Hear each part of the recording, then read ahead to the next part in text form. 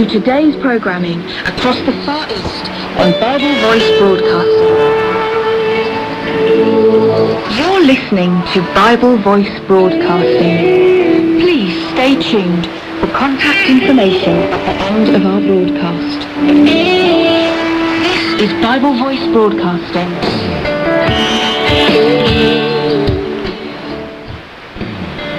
The opinions expressed in the following program are not necessarily those of Bible Voice Broadcasting.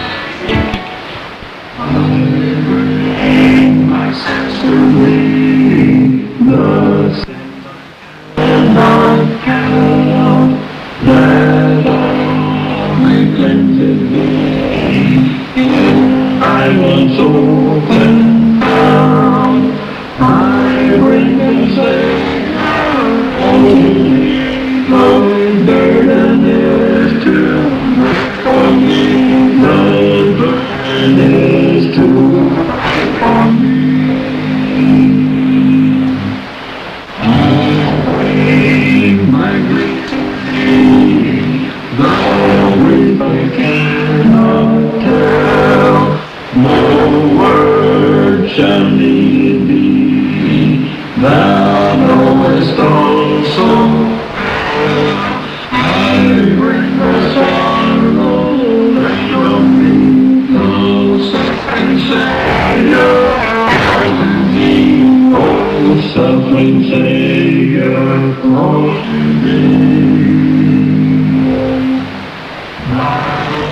I thank to thee, I would not be my own, oh Savior, I thee, thy power, thy alone, my heart, my life, my own, I bring to thee, my Savior, and my King, to thee, my Savior, and my King. Salam dalam nama Tuhan Yesus Kristus dan selamat mendengarkan siaran Inilah Berita Baik. Kita akan mempelajari dan memperdalam firman Tuhan untuk membagi-bagi kebenaran Injil Kristus dengan semua peminat demi membangun jiwa dan membawa kepada keselamatan dalam Tuhan kita Yesus Kristus.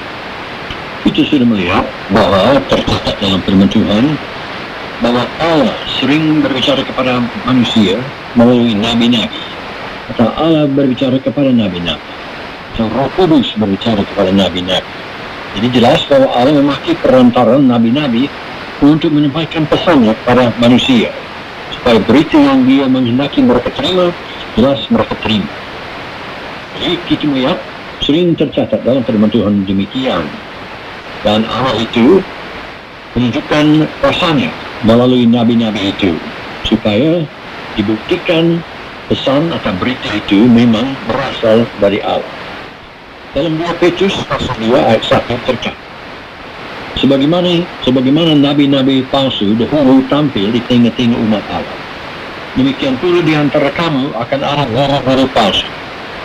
Mereka akan memasukkan pengajaran-pengajaran sesat yang membinasakan.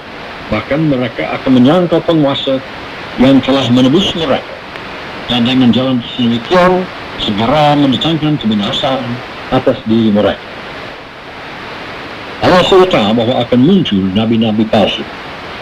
Ia juga sudah tahu bahwa manusia mungkin memiliki kesulitan untuk mengetahui juru bicara yang mana yang benar dan yang mana yang palsu. Jadi Allah telah membuat jelas nabi-nabi manakah yang benar-benar yang diutus olehnya. Dan dia memberikan bukti yang sangat bagus dan baik. Kita kembali ke Musa sebagai contoh, ketika Allah menjadikan dia seorang nabi untuk membawa berita darinya ke Mesir. Musa dibesarkan di Mesir, dan pada waktu itu ia tidak dikenal sebagai seorang nabi. Bagaimana mungkin orang-orang itu dapat mengetahui bahwa sekarang Allah telah menetapkan dia sebagai seorang nabi? Orang-orang itu, orang Mesir, orang Israel di Mesir, mungkin saja menganggap dia sebagai seorang nabi palsu.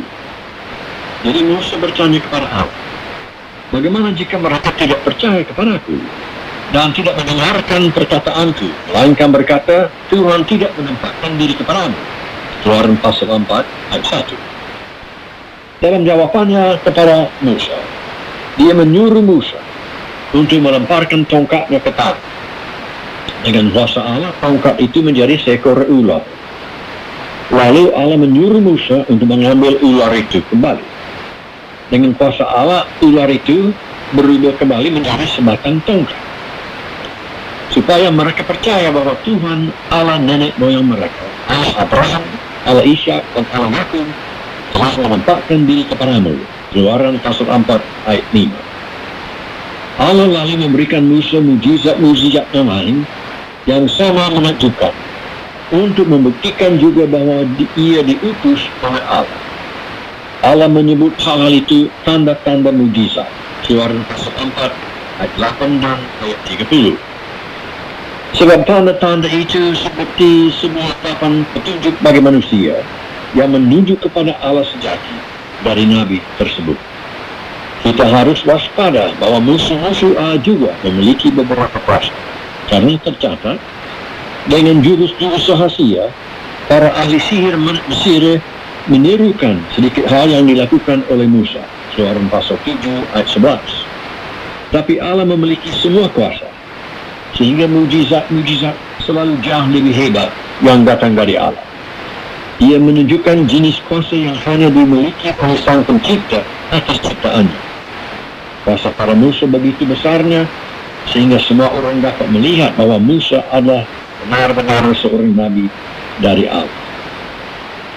Sekali Allah telah membuktikan otoritasnya kepada Musa, maka tidaklah selalu penting bagi nabi-nabi sejati setelah Musa untuk membuat mujizat-mujizat yang pernah ia lakukan. Tapi melalui Musa, Allah memberikan cara-cara menguji para nabi yang akan datang. Pada waktu itu, setiap nabi yang gagal melaksanakan ujian ini dihukum mati. Lihat dalam Ulangan 18 ayat 20 sampai ayat 22.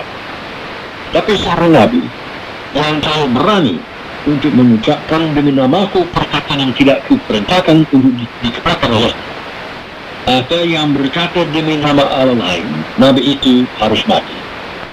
Jika sekiranya kamu berkata dalam hatimu, bagaimanakah kami mengetahui perkataan yang tidak difirmankan Tuhan? Apabila seorang nabi berkata demi nama Tuhan dan perkataannya itu tidak terjadi dan tidak sampai, maka itulah perkataan yang tidak difirmankan Tuhan.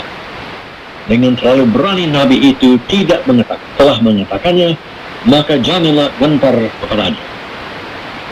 Namun begitu, Allah juga mengetahui bahwa beberapa pemimpin dan pemimpin kemungkinan meramalkan peristiwa-peristiwa yang benar-benar akan terjadi. Bukan karena kebetulan atau oleh kuasa cerdik seperti yang dimiliki para ahli sihir Mesir. Jadi di Ulangan pasal 13, Allah memberitahu bagaimana cara menguji kasus-kasus seperti itu. Tercatat, apabila di tengah-tengahmu muncul seorang nabi atau seorang pemimpin, dan ia memberitahukan kepadamu satu tanda atau mujizat, dan apabila tanda atau mujizat yang dikatakannya kepadamu itu terjadi, dan ia membujuk, mari kita mengikuti Allah lain yang tidak kau kenal, dan mari kita berbakti kepadanya. Maka janganlah engkau mendengarkan perkataan nabi atau pemimpin itu, sebab Tuhan Allahmu mencoba kamu untuk mengetahui apakah kamu sungguh-sungguh mengasihi Tuhan Allahmu dengan segenap hatimu dan dengan segenap jiwamu. Tanda-tanda mujizat jika hari yang mereka miliki dengan jelas menunjukkan kuasa Sang Pencipta atas penciptaan. Kalau itu mujizat yang benar-benar. Para nabi palsu tidak memiliki kuasa dan kebenaran dari Allah. Pada satu atau lain hal, mereka semuanya telah gagal menjalankan ujian-ujian ini.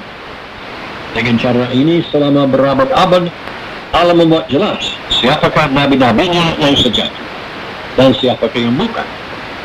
Itulah sebab mengapa Alkitab tidak hanya mengatakan bahwa Allah berulang kali dan dalam berbagai cara berbicara kepada nenek moyang kita dengan perantara nabi-nabi, tercatat di Ibrani pasal 1 ayat 1. Tapi juga dengan sebenarnya menamakan para nabi sejati tersebut.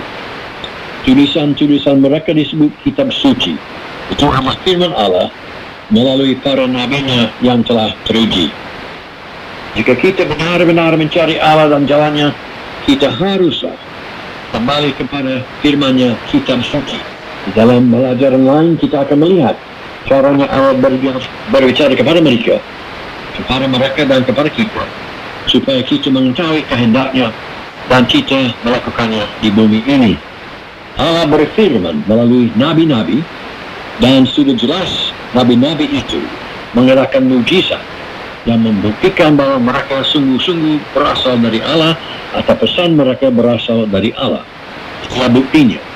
Lagi Allah berfirman melalui orang-orang khusus seperti Musa. Karena Musa itu adalah seorang nabi khusus.